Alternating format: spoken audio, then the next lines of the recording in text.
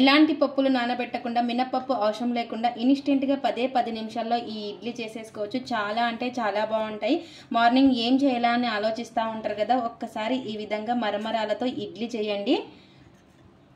మరి మరమరాలతో ఇడ్లీ ఎలా ఏంటనేది మీకు చూస్తేనే కదా అర్థమవుతుంది. లేట్ ఎందుకు, ఇంకా వీడియోలోకి వెళ్ళిపోదాం పదండి. ఎప్పుడు ఒకే విధమైన ఇడ్లీ కాకుండా ఒక్కసారి ఇలా మరమరాలతో ట్రై చేయండి. చాలా అంటే చాలా బాగుంటుంది. మినపప్పు అసలుకే అవసరం లేదు. మనం మరమరాలతో ఇడ్లీ 10 నిమిషాల్లో చేసేసుకోవచ్చు.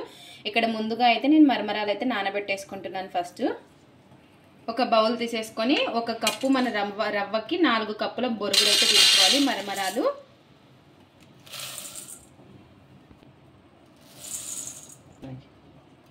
ఇలా 4 కప్పుల మరమరాలు అయితే తీసేసుకోవాలి. వీటిని ఒక 4 నిమిషాలు నానబెట్టేసుకుందాము.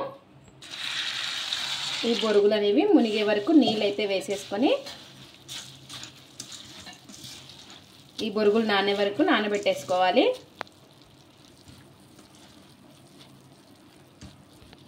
ఈ బొరుగులు నానిన తర్వాత మిగతా ప్రాసెస్ అయితే చూద్దాం. ఇంకా ఇలా బొరుగులు నానిన తర్వాత ఈ బొరుగుల వాటర్ అంతా కూడా తీసేసుకొని ఇలా వాటర్ అంతా కూడా తీసేసుకొని మిక్సీ జార్లోకి అయితే వేసేసుకుందాం. ఇంకా మిక్సీ పట్టేసుకోవాలి ఈ బొరుగులను వచ్చేసి.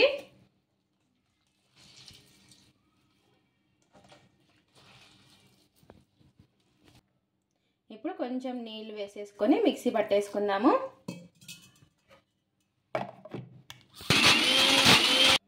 ఇంకా మిక్సీ పట్టుకున్న మరమరాలను అయితే ఇంకొక బౌల్లోకి అయితే వేసేసుకుందాము. చూసారు కదా, ఇలా ఈ విధంగా మెత్తగా మిక్సీ అయితే పట్టేసుకోవాలి.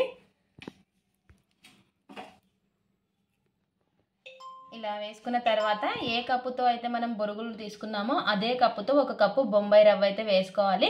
మీరు కావాలంటే ఈ ప్లేస్లో ఇడ్లీ రవ్వ అయినా వేసుకోవచ్చు. అది కూడా మన ఛానల్లో ఉంది, కావాలంటే చూడండి. ఇలా 1 కప్పు బొంబాయి రవ్వ, అలాగే ఏ కప్పుతో తీసుకున్నామో అదే కప్పుతో 1 కప్పు పెరుగు కూడా వేసుకోవాలి. ఇలా వేసుకున్న తర్వాత మొత్తం కలిసేలాగా కలిపేసుకుందాము.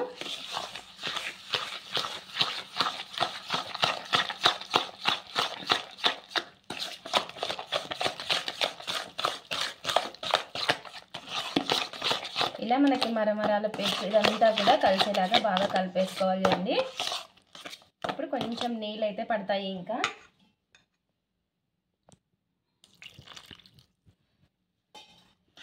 ఇలా కొద్దిగా నీళ్ళు అనేది వేసుకొని మళ్ళీ మనం ఇడ్లీ బ్యాటర్ వచ్చేలాగా కలిపేసుకోవాలి.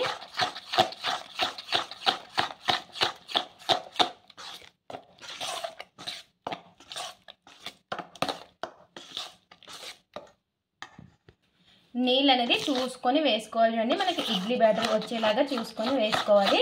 ఇప్పుడు మనం రవ్వ వేసాం కదా, ఈ రవ్వ నానడం కోసం ఒక 10 నిమిషాలు అయితే మనం పక్కన పెట్టేసుకుందాం. ఇంకా ఈ లోపు చట్నీ అయితే చేసేసుకుందాం. ఇలా బాగా కలిపేసుకోవాలి అండి, మొత్తం కలిసేలాగా. బ్యాటర్ వచ్చేసి ఈ విధంగా ఉండాలి. ఇంకా ఇప్పుడు మూత అయితే పెట్టేసుకొని ఒక 10 నిమిషాలు అయితే రెస్ట్ ఇచ్చేద్దాము. ఈ లోపు చట్నీ చేసేసుకుందాం. ఇంకా ఇక్కడ వచ్చేసి ముందుగా అయితే కొన్ని పల్లీలు అయితే వేయించుకుందాము. సిమ్లో పెట్టుకొని వేయించుకుంటే టేస్ట్ అనేది చాలా బాగుంటుంది. చట్నీ వచ్చేసి ఇలా ఈ విధంగా సిమ్లో పెట్టుకొని వేయించుకుందాం. చట్నీకి వచ్చేసి ఇలా పల్లీలు బాగా వేగిన తర్వాత తీసి ప్లేట్లో అయితే పెట్టేసుకుందాం. ఇంకా నెక్స్ట్ ఒక కడాయి తీసుకొని అందులోకి కారానికి తగ్గట్టు పచ్చిమిర్చి, కొద్దిగా ఆయిల్ అనేది వేసేసుకొని ఈ పచ్చిమిర్చిని వచ్చేసి మగ్గించుకోవాలి. ఇలా కొంచెం పచ్చిమిర్చి మగ్గిన తర్వాత ఇందులోకి కొంచెం చింతపండు కూడా వేసుకొని మరి కొద్దిసేపు మగ్గించుకుందాము.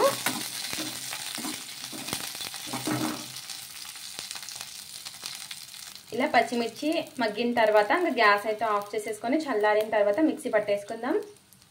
ఇంకా ఇక్కడ వచ్చేసి చట్నీకి మనం వేయించుకున్న పల్లీలు, అలాగే పప్పులు, అలాగే చిన్నగా కట్ చేసి పెట్టుకున్న ఆనియన్స్ ముక్కలు కొన్ని, అలాగే ఎల్లిపాయలు, చిన్న అల్లం ముక్కలు, ఇవన్నీ కూడా మిక్సీ జార్లోకి వేసుకుందాం. ఇప్పుడు ఇలా అన్ని రుచికి సరిపడినంత ఉప్పు, పచ్చిమిర్చి కూడా వేసేసుకొని ఇంకా ఒకసారి ఫస్ట్ మిక్సీ అయితే పట్టేసుకుందాం.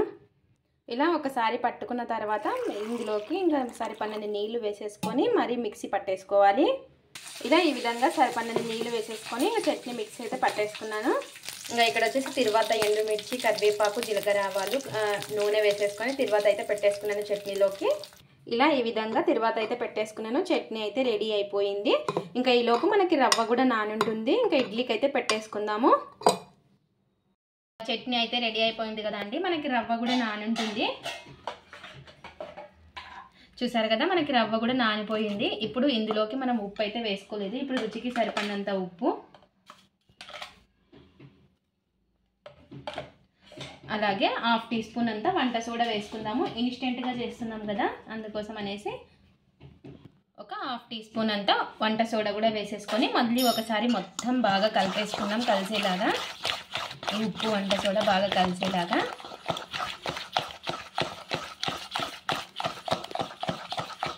ఇలా ఈ విధంగా బాగా కలిపేసుకోవాలి. చూసారు కదా మనకు బ్యాటర్ వచ్చేసి ఈ విధంగా ఉండాలి. నానిన తర్వాత కూడా ఇలాగే ఉంది చూడండి. చూసారు కదా ఇలా ఈ విధంగా ఉండాలి. ఇప్పుడు మనం ఇడ్లీ ప్లేట్స్ తీసేసుకొని ఇంకా ఇడ్లీకి అయితే పెట్టేసుకుందాం. ఇప్పుడు ఇలా కొంచెం ఇడ్లీ ప్లేట్స్ తీసేసుకొని ఆయిల్ అనేది అప్లై చేసేసుకుందాము, మనకి ఇడ్లీలు అతుక్కోకుండా.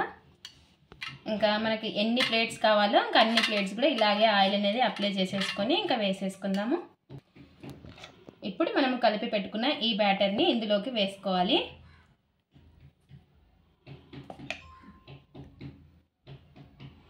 చాలా అంటే చాలా బాగుంటాయి. మార్నింగ్ టిఫిన్ ఏం చేయాలా అని ఆలోచిస్తూ ఉంటారు కదా, ఒకసారి ఈ విధంగా చేయండి. ఇలా ఒకసారి ట్యాప్ చేసేసుకుందాం. ఇంకా మనకు ఎన్ని ప్లేట్స్ అవుతాయో అన్ని ప్లేట్స్ కూడా ఇలాగే వేసేసుకోవాలి.